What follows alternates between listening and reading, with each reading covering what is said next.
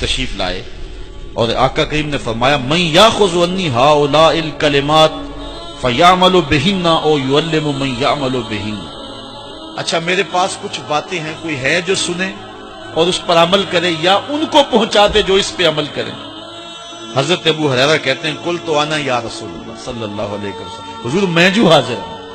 تو آقا کریم نے فاخذ بیدی، حضور نے میرا ہاتھ پکڑ لیا، فعد خمسا، اور 5 چیزیں گنوائیں، فقال، فرمایا اتق المحارم تکن عابد الناس، اللہ کی حرام کردہ چیزوں سے بچ جا، لوگوں میں سب سے زیادہ عبادت گزار تو ہوگا۔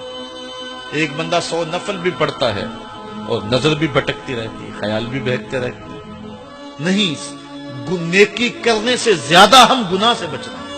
اس فلسفے کو حضور نے 2 لفظوں میں بیان فرمایا، نیکی کرنے سے، جس طرح ہمارے حکماء کہتے ہیں علاج سے بہتر پرہیز ہے، جو پرہیز ہے وہ علاج سے بہتر ہے۔ تو حضور نے فرمایا اتق المحارم تکن عابد الناس، اللہ کی حرام کردہ چیزوں سے بچ جا، لوگوں میں سب سے زیادہ عبادت گزار تو ہی ہوگا۔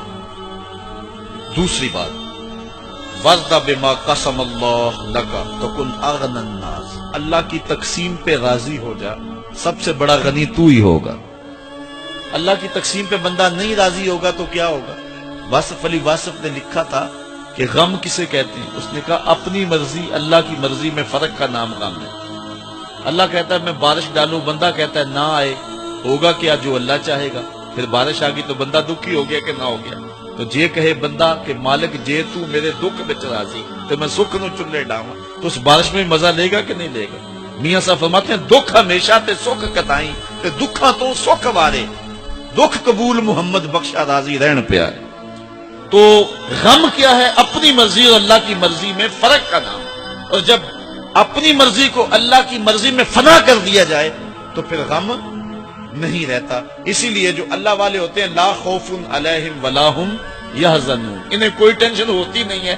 ٹینشن تو ہو کہ مزاج کے خلاف بات ہو، تو جو رب چاہتا ہے یہ اس پہ راضی ہوتے ہیں، پھر جو ہوتا ہے یہ کہتے ہیں تیری تقدیر پہ ہم راضی ہیں۔ تو فرمایا حضور نے کہ اللہ کی تقسیم پہ راضی ہو جا تو کن اغنى الناس، لوگوں میں سب سے بڑا غنی تو ہی ہوگا۔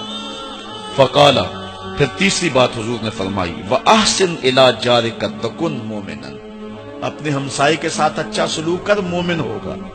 ایمان یہ ہے، ہم نے تو روایات میں پڑھا ہے کہ ہمسایہ بھوکا سو جائے تو 40 دن نماز قبول نہیں ہوتی۔ ہمسائیگی کا خیال رکھو۔ آج تو خیر امیروں نے اپنی بستیاں الگ کر لی ہیں، امیر الگ بستیوں میں، غریب الگ بستیوں۔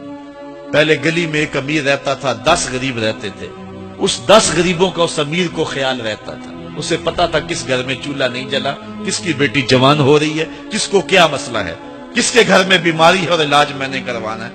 ہم نے کہا ہم رہیں گے عالی نسب بستیوں میں، تمہاری کچی گلیوں میں تمہارے بد تہذیب بچے ہمارے بچوں کو خراب کرتے ہیں، یہاں صحت بگڑتی ہے، یہاں جو ہے وہ مچھر اور ملیریا بہت سارا ہے۔ رب نے کہا پھر ڈینگی تمہارے پاس بھی بیچوں گا، اور وہ صاف پانیوں میں ہی ہوتا ہے۔ آج ہم نے بستیاں الگ الگ کر لی ہیں، جبکہ ہمیں خیال دیا گیا کہ غریب لوگوں کا خیال رکھو اور غریب لوگوں کا لحاظ رکھو۔ وَأَحِبَّ لِلنَّاسِ مَا تُحِبُّ لِنَفْسِكَ تَكُنْ مُسْلِمًا، کہا جو اپنے لیے پسند کرتے ہو اپنے مومن بھائی کے لیے پسند کرو، تم مسلمان بن جاؤ گے۔ یہ ہے اسلام کا رنگ جو تمہارے اوپر چڑھے گا۔ مجھے اپنے والد گرامی کی ایک بات یاد آئی، آپ فرمایا کرتے تھے جس شخص سے پیار ہو جائے نا، اس کی آخرت کے لیے سوچا کرو کہ اس کی آخرت ٹھیک ہو جائے، اس کے لیے محنت کرو، کوشش کرو، جو تم کر سکتے ہو کہ اس کی آخرت ٹھیک ہو جائے۔